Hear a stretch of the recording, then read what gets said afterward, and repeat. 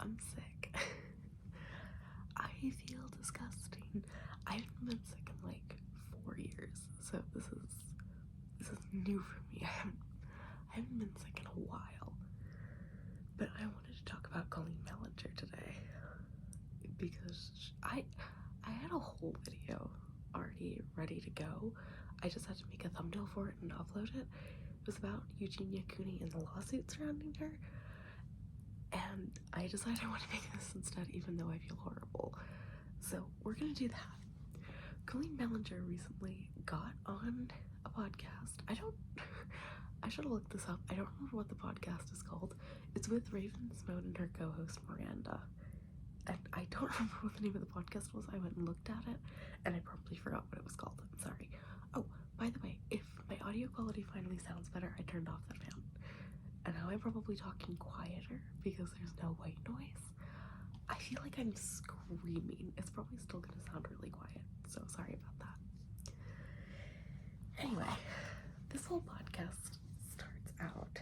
It made me so mad. The whole thing is just deflecting and victim blaming and saying the most ridiculous shit. And these podcast hosts just give her an out at every possible opportunity.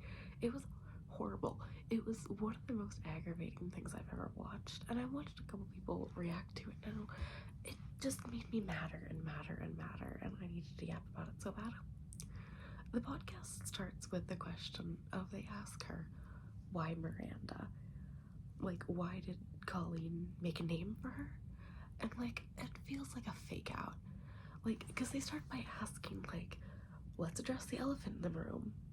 Why Miranda? And like, you think they're going to talk about like the grooming of minors, or what happened with Adam McIntyre, or the toxic gossip train ukulele video, but they don't. They ask her like a very like nice, normal question. You can probably sound how nasal I am right now, by the way. I'm still getting over this cold. Like, I feel a little bit better. I still don't feel good. Sorry if I sound disgusting. Anyway, they start by talking about the origins of Miranda, and Colleen completely rewrites history. Like we've seen her before talk about how Miranda Sings was basically a character that she made to make fun of people in like her talent groups at school who thought they were really talented, and Colleen didn't think they were talented, and Miranda was a character to make fun of them. And she completely rewrites that just to say that like, oh, Miranda was just this cute little character I made up, and it's fucking stupid. And then they start talking about parasocial relationships, and a point I wanted to make really bad was that like, it's very obvious to me that Colleen was trying very hard to curate a parasocial relationship with her fans and with her audience. That's very like obvious to me, and I'll circle back to that as we get a little further into this. But like, that was the first point I wanted to bring up. And like, we can talk about like older YouTubers and parasocial relationships, but I want to talk about this as somebody who was on YouTube as a child. Not on it as that I was making YouTube videos as a child, but that I was watching YouTube videos as a young child. I wanted to bring up, because I never watched Miranda Sings, but somebody similar to her, not similar in the way of controversy, but similar in the way of personality that I did watch, was I Superwoman I Lily Singh. I never felt parasocial with Lily Singh. Like, I feel like there is a very good, like, I feel like as a YouTuber, you can kind of curate the relationship you have with your audience. You don't have to make it parasocial if you don't want to. And I feel like with Colleen, like, you can just tell that she did want to make it parasocial. Like, it just, like, that comes across to me so obviously, especially with how, like, she talks later about how she craved the validation from her fans, and she was in group chats with her fans. Like, it's very obvious she was trying to curate, like, this personal parasocial relationship with her audience and with her fans.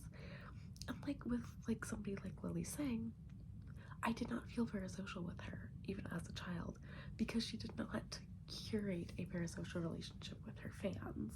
Later in the podcast, Colleen gets on and talks about how when she first started on YouTube, the whole thing was very odd. And she talks about how, like, no, like, everybody talks to their phones nowadays, but back in the day, that was so weird. For one, like, does everybody talk to their phones now? I'd say somebody talking to my phone, but, like, I don't go out in public, and, like, maybe it's because I don't live in, like, a very influencery area, but, like, I don't go outside and just see people talk to their phones unless they're, like, on the phone with somebody. Like, I don't get, like, go outside and see people filming videos everywhere I go. And, like, I don't think, like, maybe she does. I don't think, as far as I know, Colleen lives in, like, LA or even, like, New York City. Like, does she go outside and see people talk to their phones all the time? That was just really weird. But I wanted to say, like, I low-key feel like she's, like, talking down about these older YouTubers. Like, I feel like she's being kind of rude about that. Like, I don't know whether that was just me that got that feeling. I felt like she was being rude and, like, condescending about old YouTube. And she was like, oh, I looked at old YouTube and saw all these people talking to their phones, and that was really weird. It's like, I mean, I guess, like, I can see why she would think that was weird, but, like, I don't see it. Like, even when I first got on YouTube and I was like, oh, all these people are in their rooms talking to their phone, like, that's cool. Like, I didn't think it was, like, extremely weird at the time. Maybe, like, that's probably, I will say that's probably because I was a lot younger than Colleen was.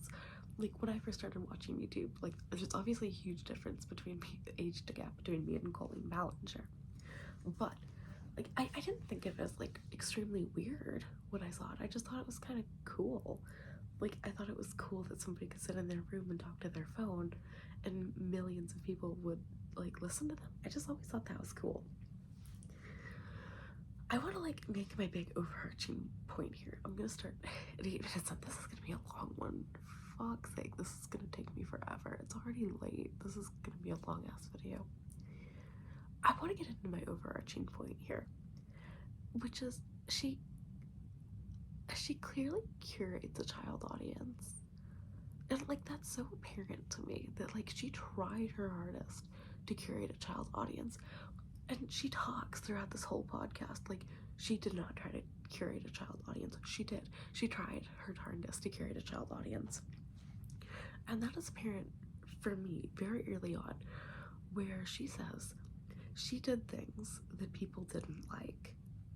So, like, she would do, like, the red lipstick all over her mouth because people were, like, thought that was ugly and irritating. Or specifically, she mentions, like, people didn't like how I pronounced a word, so I would go out of my way to pronounce words badly because people didn't like it. And, like, to me, that's so apparent. Like, that's something you do for children. Like, all I could think about when she said that was Annoying Orange. Like, I know that's a really weird comparison to make. Miranda sings an Annoying Orange, but also, like, is it a weird comparison to make? You gotta let me know if that's a weird comparison to make. I don't feel like that's a weird comparison to make. I don't feel like that's a weird analogy to compare Miranda Sings with Annoying Orange. Because, like, adults don't find people being annoying being funny. Kids find that annoying. Kids find that funny. Kids are amused by things that adults find annoying. Like, I feel like anybody that has kids would tell you, like, I don't have kids personally, but I feel like any person who has kids, any parent that's ever been annoyed by a song that their child won't stop singing, will tell you that children like things that adults find annoying and kids find that funny. So, like, she says that she was doing things that people found annoying because she thought it was funny, which, like, makes it very apparent to me that she has the humor of a 12-year-old. But, like, it's very clear to me that she was intentionally trying to curate a child audience by doing that. She then goes into, like, completely rewrite Miranda's origin story. Like, she completely retells that. Sorry, I'm reading off, like, a huge list of notes I have here. She says that her character inspired people. Like, the character of Miranda Sings inspired people to, like, keep being their true, authentic selves. Who else would say that to her besides, like, 8-year-olds? Like, nobody, no adult, like, Colleen says she was making this for, like, people around her age, like, people, like, in college to, like, just out of college, and, like, older gay men, she says, which I think is weird. Like, I don't feel like older gay men would find Miranda Sings funny, but okay. But, like, I'm around the just out of college age. What, like, 19 to 25-year-old thinks that that's funny? Or, like, thinks that that's inspiring? Like, what 20-year-old is going to look at Miranda being annoying and be like, that's so inspiring. That inspires me to be my true authentic self, which is annoying? Like, unless you're one of those people who's been told their whole life that they're annoying. This one. But, like, even as somebody who's told that they were irritating their whole life, I'd never, like, looked at Miranda Sings and thought, like, that character is inspiring me to be my true authentic self. Like, that's dumb. Like, this is all leading to my overarching point here of, like, she knew her audience was children, which is, this is the point I'm going to keep harping on. Like, I want to talk about this too, of, like, she gets into the, like, I did things that were annoying. So, she flanderized her own character so bad. And, like, so, like, she took the parts of her character that were, like, the big personality traits, and she made them bigger and more exaggerated and more annoying. And, like, that's what kids shows do. That's what movies made for kids do. That's why, like, in Disney movies, all the characters have, like, over-exaggerated emotions and over-exaggerated emotions and over-exaggerated, like, personality traits. Like, you do that for kids. Like, that is a thing of, like, if your baby does something that hurts, you can't just be like, ow, little baby, that hurt. You have to be like, ow, you made mom cry. Like, you have to over-exaggerate your emotions to get a child to understand. Like, that's, like, a skill you can use for the development of, like, babies and toddlers. And, like, yeah, you kind of have to do that for kids because kids don't understand. Kids don't have a bigger understanding of nuance like adults do. So you have to over-exaggerate everything, which is fine if you're doing that for kids. But, like, all that's coming back to me is, like, that's only making sense to me why she would do that if she was doing it for kids. Like, that's so obvious to me that, like all of this is just coming back to be like, it's so obvious she was doing this for kids. And, like, going back and looking at some of her old videos, like, it's so clear, like, what her humor was. And, like, I don't know if this is going to, like, come off wrong, but I feel like Miranda Sings / Colleen Ballinger's humor was humor for kids who had just had their first sex ed lesson or, like, just recently discovered what porn is. So, like, between, like, for me, that was around, like, 11. I know for a lot of people it's closer to, like, 14.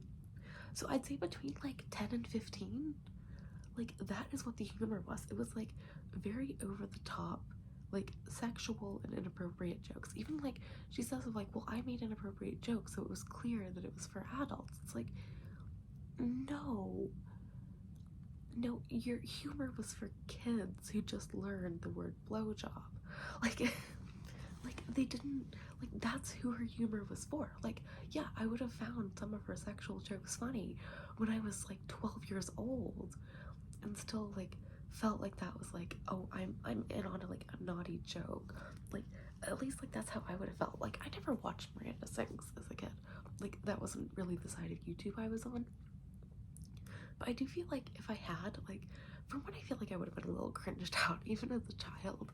Like, not to, like, put down anybody who did find Miranda Sings funny, especially the victims of Colleen.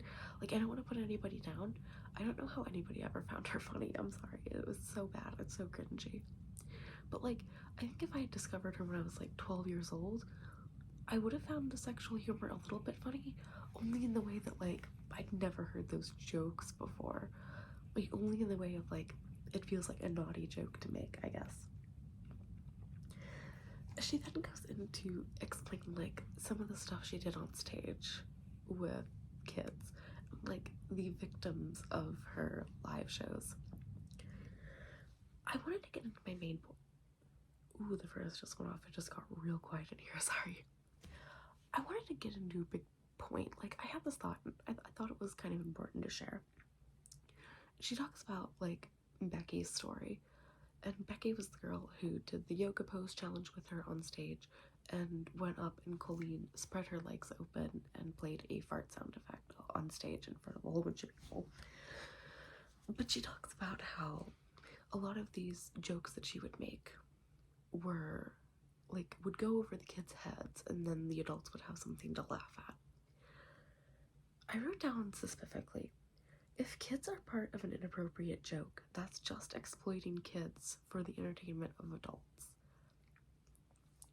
And, like, I think that's 90% of what she was doing on stage. Like, it doesn't seem like the kind of thing that, like, oh, you put an adult joke in a Disney princess movie, and it's gonna go over the kids' heads a little bit. Like, I remember there was, like, the joke about, like, I think it was the shoe size joke in Frozen, and that's something that it's like, okay, yeah, that's gonna go over a child's head, and it's gonna give the adults something to giggle at a little bit. Like, okay, yeah, that's fine. Like, I totally get where that would come from, but in this way, like, a child can't be part of the inappropriate joke. Like, it has to be adults make, like, a really, like, sort of niche joke that a child definitely would not understand. Like, yeah, a lot of children probably haven't heard, like, the shoe size thing before, but, like, you can't make a child a part of an inappropriate joke.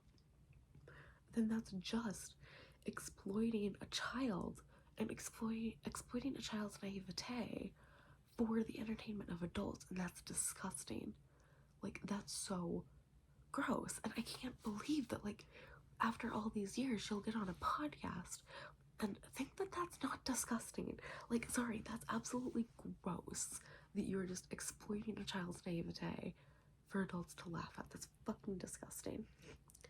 She also never names names. Like, in all of this, she never says Becky's name, she never says Adam's name, she never says Oliver's name. Like, she never mentions Johnny. Like, I know Johnny was not, like, specifically related to her story, but, like, he was a part of it. I think like, she could mention any of these people's names. She never does. She also never apologizes, really. Like, she says, like, and I'm sorry for that, and then the podcast, like, weirdly clips her off. I really want to know what was said after that. I want them to just release the full unedited version of that podcast, because that would be fascinating. I really want to see that. Like, she also says too, like, she so clearly craves the validation of children as well. Like, we get a little further into the podcast, and it was so clear to me while I was watching it how much she craves the validation of children. Like, she keeps going on about, like, I was only in these group chats with my children, with my child fans, because they asked me to. And it's like, okay, so you crave the validation of children so much you won't say no to a child? Like, it's just so unbelievably stupid. I also wrote down too, like, she talks about how she doesn't stand by the toxic gossip train video. She could just delete it if she doesn't stand by it anymore. I think the only reason she has that up is because it's still making her money. And it's like, I think it's her most viewed video ever, is the ukulele one. But, like, she could so easily just take that down, by the way. She also talks about, she also talks about how that was, like, a stupid mistake and she did that in the heat of the moment. You don't write a song in the heat of the moment. Like, it's not like she made an angry TikTok or something. Like, if you've ever written a song before, like, that shit takes time.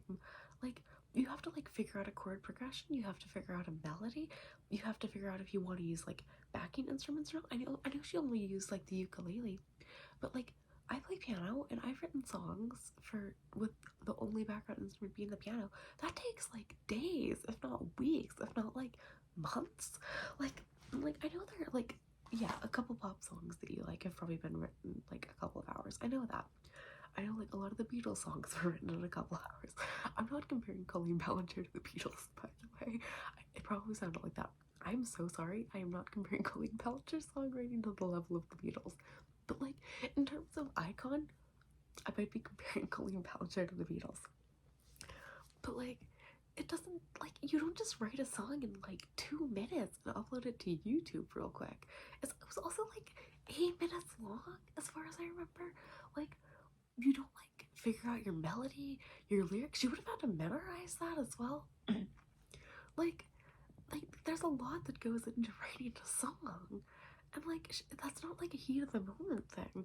Like, you could probably, like, write up some angry lyrics in the heat of the moment, but, like, you don't, like, figure out your whole melody, like, do your hair, do your makeup, set up your light, set up your camera, grab your ukulele, write lyrics, write your chord progression, write your melody, like, record everything, edit it, maybe?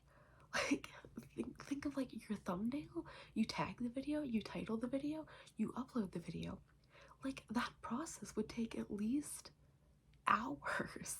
Like, that's not, like, a heat of the moment. Like, it's just, like, it was a stupid mistake. I did the heat of the moment. Like, heat of the moment being hours? Like, I don't know. I thought that was also stupid.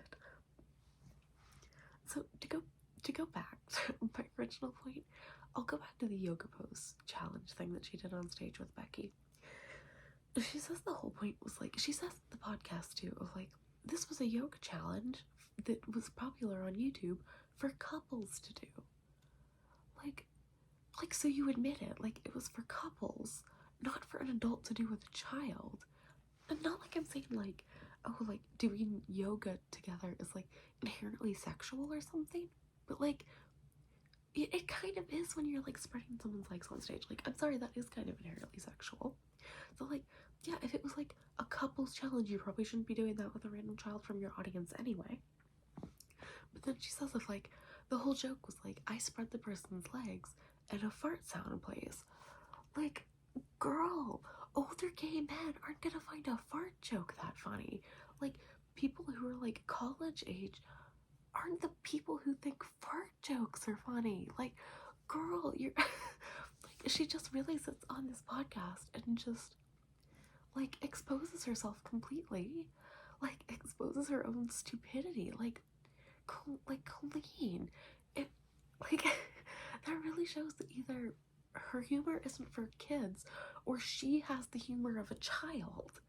Like, I really think it is, like, she's permanently stuck at, like, 12, and she's like, oh, I permanently feel, like, 20, sometimes younger. Like, girl, I think you permanently feel 12.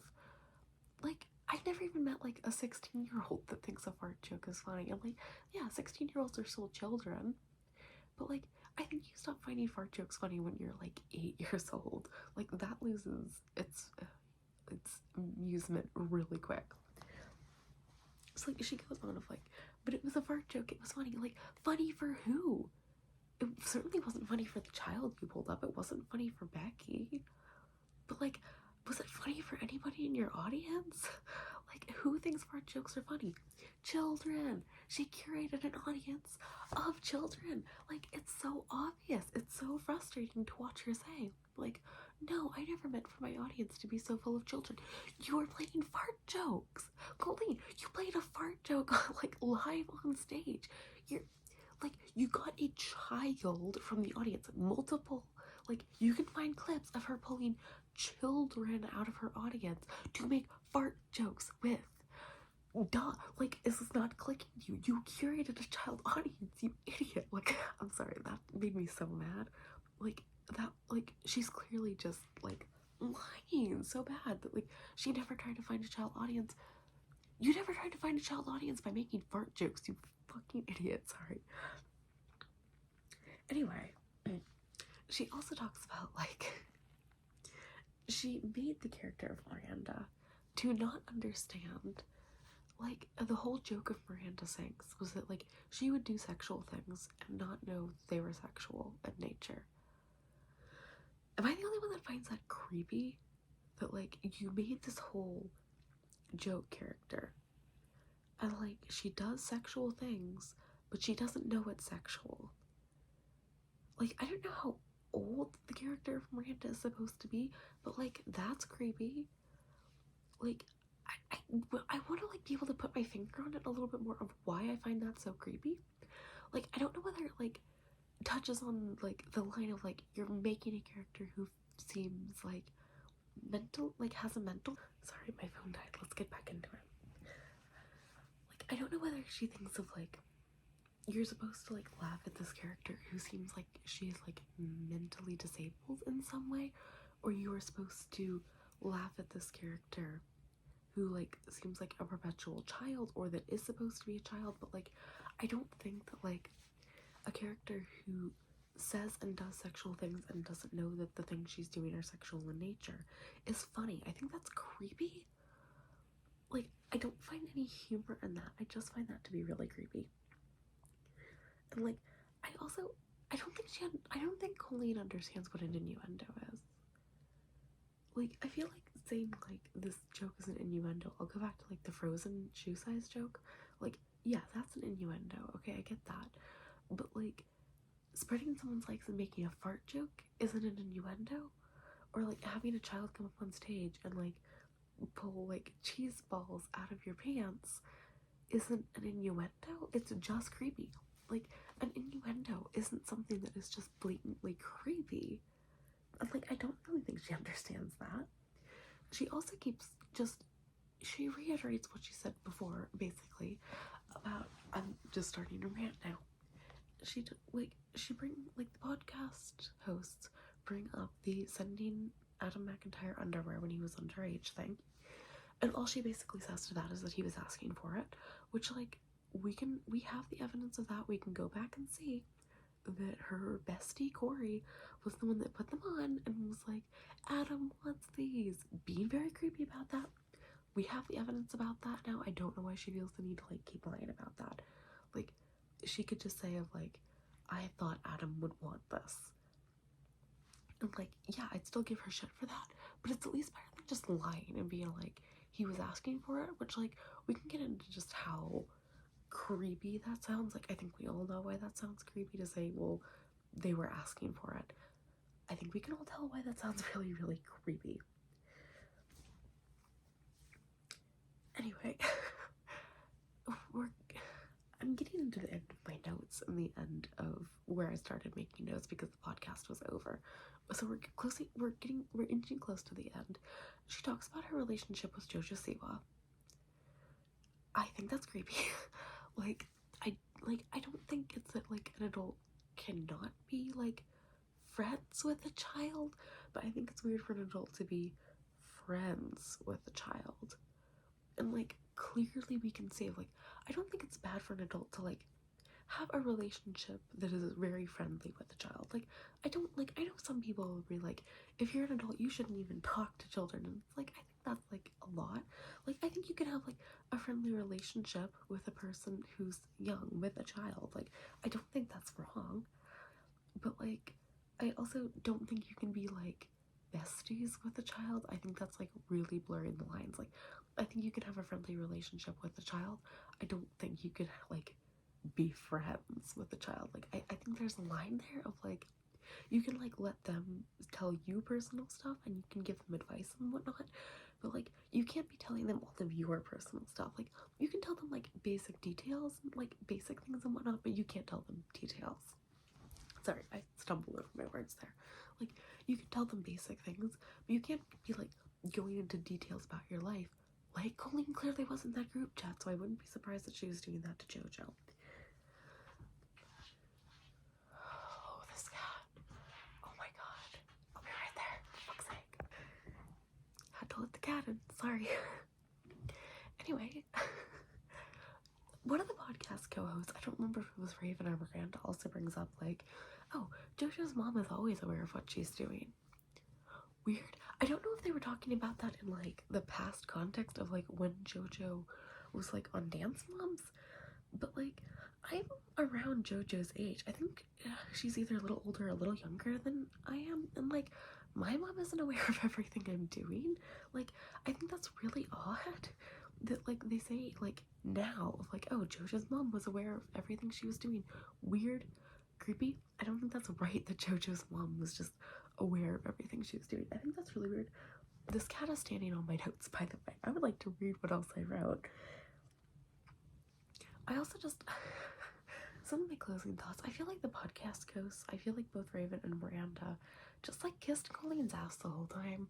It was so frustrating to watch. Like, they were constantly just trying to, like, make excuses for her and give her outs of her behavior and just, like, excuse her in every sense of the word. And feel like I've like not really seen much of these people. Like, I know who Raven Simone was a little bit. I've never like watched any of her stuff. I've never seen her on YouTube. I just know her name. And I have no idea who the co-host is. I have no idea who Miranda is. Never heard of her in my life. But like, they both just gave toxic positivity to me. Toxic positivity train. Like, I feel like they both were just so toxic positivity the whole time. It was so uncomfortable. Like, like, I feel like all they wanted to do was just be like, Colleen's better now. She barely did anything wrong. And like, when she did do something wrong, it's okay because she learned and grew from it. And like, that's just not how that works. Like, I feel like they just wanted to be positive the whole time. And like, I really do think like it was so apparent that they hadn't researched anything. And I really wish they had. Because I think like they would have had a this is my cat's tail, by the way. I think if they had done any research, like, I want to give them the benefit of the doubt that like maybe if they had done a little bit more research than clearly what they did/didn't do, but maybe they would have been even a little bit harder on Colleen, or just not like given her outs the whole time. But like, I just really wish they'd researched more. And like, at the end they ask her like, what do you think your soul's mission on Earth is? Which I thought was like, I can get into like just how much that irritates me and how like religious coded that feels. I don't know if either of them are religious. That feels so like Mormon coded. Like, what's like God's plan for you? Like, that feels so Mormon to me in a way that I can't really explain. But I think you get me on that one. And like, Colleen says that like basically her purpose on Earth is to learn that she doesn't need to make people laugh. And like, she needs to find her own self-worth. Which like, I don't think is a horrible point, because like, clearly she found a lot of her self-worth in, I don't know, sending Trisha Paytas's nudes to children in group chats with her. Like, apparently that's where she was getting her self-worth before. But like, I will say, like, I'm not saying like you have to stop like growing when you hit your 30s or something. Like I feel like a lot of people learn and grow. Even like, I don't think even if you're 80 years old, like, you're hopeless or something. Like, I don't think that at all. But like, Colleen's almost 40. She's 38, I'm pretty sure. And like, I think I would have known when I was like 18 to maybe like not send revenge porn to children. Like, I don't know. Like I don't want to say like, oh, I think it's too late for Colleen, but like, if she hasn't learned from the whole internet telling her exactly what she did wrong, I don't think she's going to. And I don't think like religion is gonna help her. Like, I feel like that was the start. Okay, I feel like Raven I might be so for real. I'm gonna make a prediction. I'm gonna bet you $5. You know what? I'll make a deal.